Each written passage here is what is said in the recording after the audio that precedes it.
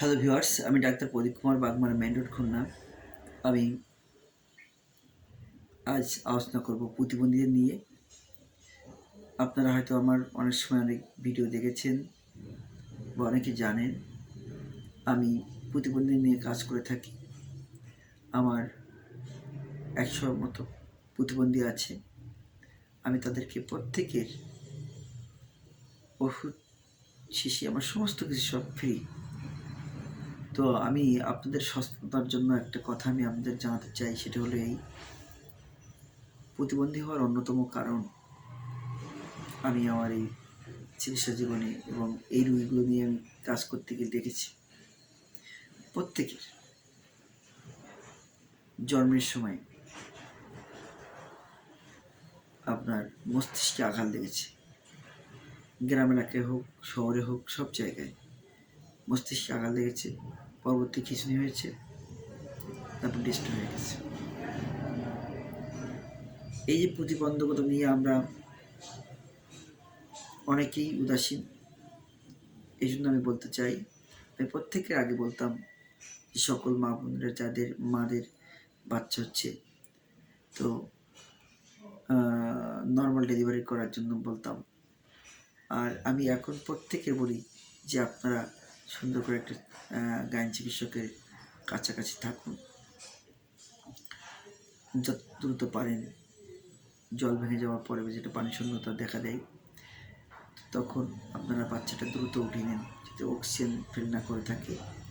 এবং মা বোনদের যখন পেইনটা অনেক বেশি হচ্ছে,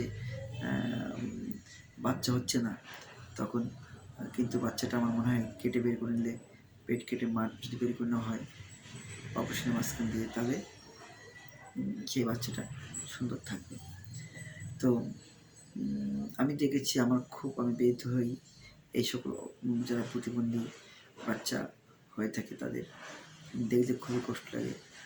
আর আমরা আসলে প্রতিবন্ধী এটা বলি, আসলে আমার যেটা মনে হয় প্রতিবন্ধী বলতে যারা প্রকৃত প্রতিবন্ধী তারা হলো যাদের প্রকৃতিগতভাবে চোখ নেই, হাত হয়নি, পা নেই, কান নেই, এই জাতীয় যারা হয়ে থাকে তাদেরকে আমরা রিয়েল প্রতিবন্ধী বলতে পারি।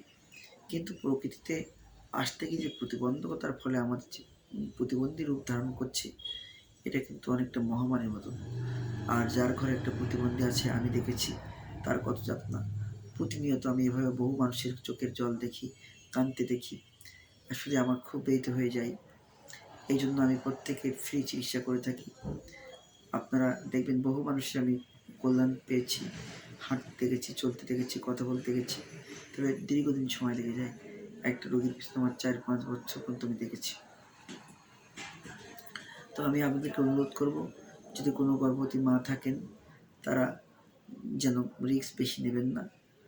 জল ভেঙে যাওয়ার সঙ্গে সঙ্গে আপনারা অবশ্যই দ্রুত ডাক্তারের কাছ থেকে বাচ্চাটা উঠিয়ে নেবেন সিজারের মাঝখান দিয়ে। আর এই কথাটা বলেই আমি আপনাদেরকে জানিয়ে দিলাম। আশা রাখি আপনারা সকলে জানলেন, বুঝলেন, সচেতন হবেন, এই শুভকামনায় শেষ করছি। ধন্যবাদ।